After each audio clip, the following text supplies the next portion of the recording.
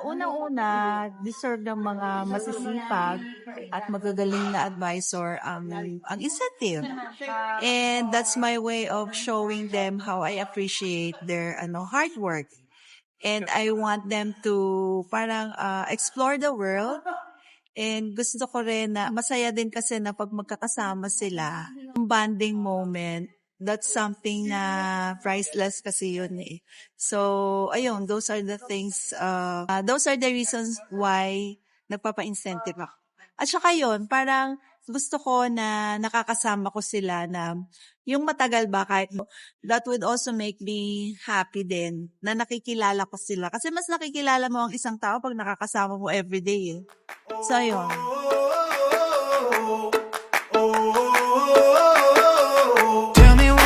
To get you feeling alive. Tell me how to show you it's a beautiful life. I'll do anything to pull you into the light. First, nung nalaman ko na may Taiwan trip, excited ako. Tapos, nalaman ko na yung dalawa kong friend na close sa Sun Life is magka-qualify. Actually, qualified na sila. So, ako na lang.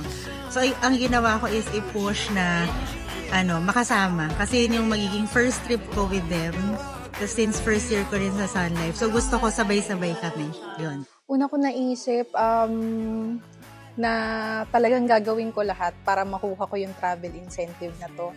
Actually, to tell you, this is not my first time sa international trip, pero first time ko sa Taiwan. So, super na-excite talaga ako and sabi ko kukunin ko talaga siya and gagawin ko talaga yung best ko para makuha ko yung travel incentive na yun. Kasi, imagine guys, makukuha natin yung incentive without parang gumastos gamit yung sarili nating pera or breaking the bank, 'di ba? Sabi nga nila.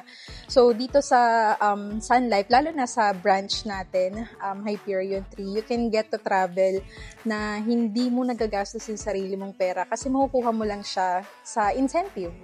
As a financial advisor working for 5 years na, I always look forward itong mga travel talaga. So right now, ito na yung pangatlo kong travel incentive.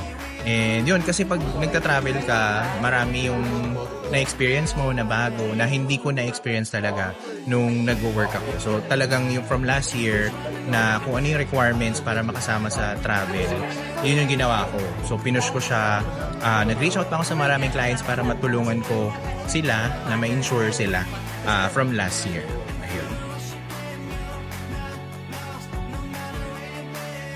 Lalong nagbago yung tingin ko, lalong minahal ko yung career ko as a Sun Life financial advisor dahil sa mga travel incentive, dahil dito ko mas napalawak yung perspective ko in life, yung point of view mo towards everything, na napakaganda pa pala ng mundo, na we deserve more, we deserve better pa sa mga hard work natin. Siyempre, sobrang rewarding. Siyempre, imagine magtatrabaho ka lang and gagawin mo lang yung best mo, tapos bibigyan ka pa nila ng ganitong travel incentive. Sobrang fulfilling in a way kasi makikita mo yung ibang perspective ng ibang country na, ayun, para makapag-travel ka pa sa iba't ibang country. Yun.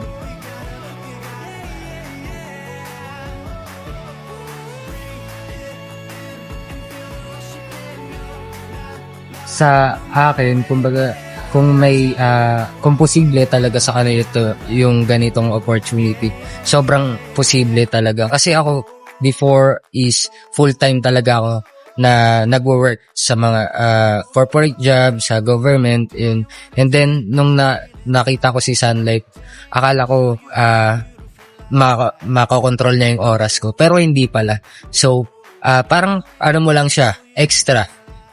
Pwede ka mag-part-time gano'n na hindi naapektuhan yung full-time job mo. And then, gano'n yung nangyari sa akin hanggang sa naging full-time ko na talaga si Sun Life. So, possible pala na kaya mo mag-work habang nagtra-travel ka or na-experience mo yung bagay na gusto mong gawin sa buhay mo. Ayun. And then, sobrang thankful ako kay Sun Life kasi nagagawa ko yung mga bagay na hindi ko nagagawa noon sa trabaho ko before. Ayan, so sobrang thank you kasi possible pala na ganito na nagta-travel ka at the same time is kumbaga sobrang natutuwa ka sa ginagawa mo ngayon as a Sun Life advisor. So kung kayo man na nagbabaka sakali or naghahanap ng extra income or extra part-time, kayang-kaya gawin ang pagsasanli. So, kung ikaw ay nakikinig ngayon na isang nanay na din kagaya ko, posibleng-posible ang career na ito. Dahil dito pa lang sa travel incentive, kung madalas laging occupied yung oras mo sa pamilya, which is yun naman ang priorities natin, dito naman aalagaan ka din ng Sun Life through travel incentive like this para makapag-recharge ka din ng sarili mo at mas ma-experience mo pa kahit mami ka na. Anything is possible talaga. Like, even with people na may mga regular jobs. Basta you just work hard and be passionate about what you're doing. I would say na para siya sa mga taong may malaking pangarap talaga and persistent na makuha yung mga goals nila sa buhay. Kasi being a financial advisor, hindi talaga siya madali. So I'm telling you right now, hindi siya madali, pero worth it yung pagiging financial advisor if you take it seriously.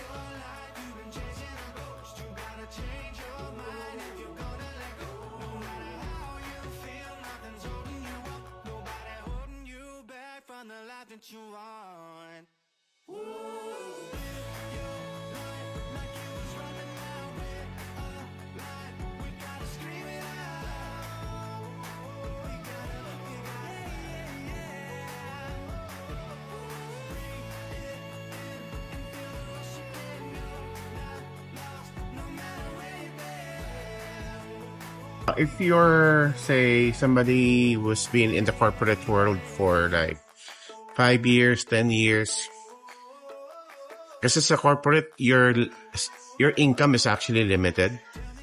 But if you're looking for an opportunity that allows you to take advantage of opportunities, so you can have uncapped income opportunity, dito yun eh. Kasi especially if you have a family. For me, being a financial advisor is the best career para sa akin ha. Kasi bakit? Unang-una, nung nagsimula ako sa Sun Life, full-time mom ako.